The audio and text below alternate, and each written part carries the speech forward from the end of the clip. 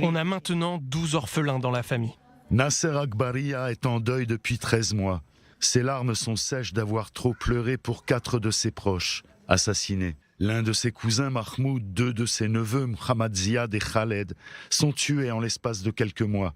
Puis en janvier, c'est le tour de Mohamed, son propre fils, le meilleur des fils, un enfant innocent, plaide Nasser.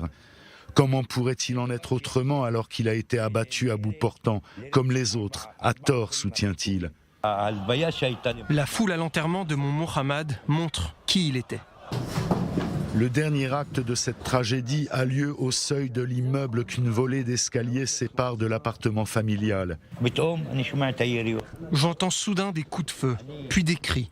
Je regarde dehors et vois Mohamed jeté à même le sol. Je dévale les escaliers à la poursuite des assassins, des rats, des porcs. Je soulève la tête de mon fils. « Parle-moi », lui dis-je. Il me sourit grâce à Dieu. Puisse sa mémoire être bénie. C'est ici qu'il est mort. C'est la vie. Cette vie vaut-elle la peine d'être vécue? Une rafale, aucun motif apparent, ni menace, ni outrage, et aucune arrestation. Je m'interroge, j'interroge ma famille.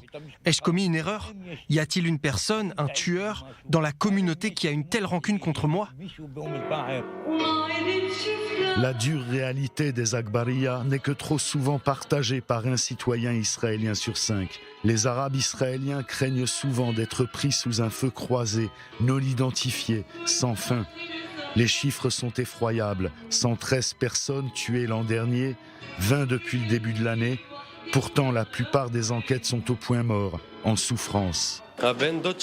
Mon cousin a été tué il y a 2 ans par erreur. Ce n'était pas lui la cible. Quand je sors, ma mère me quémande d'un baiser, les larmes aux yeux. Elle ne sait pas si je rentrerai à la maison. Je suis au courant de 34 querelles claniques et familiales ici. Nous rencontrons le maire de cette ville de 60 000 habitants. Sur 20 meurtres au cours de ces 3 dernières années, seuls 3 ont été résolus. Il blâme le manque d'infrastructures et un taux de chômage de 34%. Je demande des actes au niveau gouvernemental et de l'application des lois. Les jeunes ont besoin de perspectives et la police doit prévenir et résoudre les meurtres.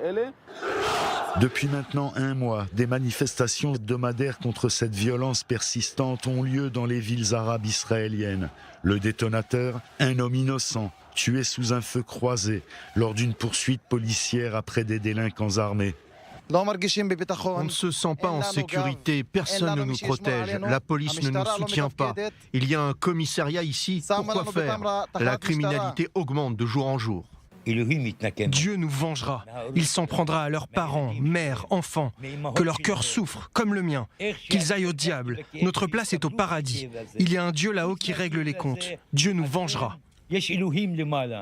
Vous ne vengerez pas les vôtres? Je demande à Nasser. Ce n'est pas à moi de venger leur mort. Dieu les fera payer.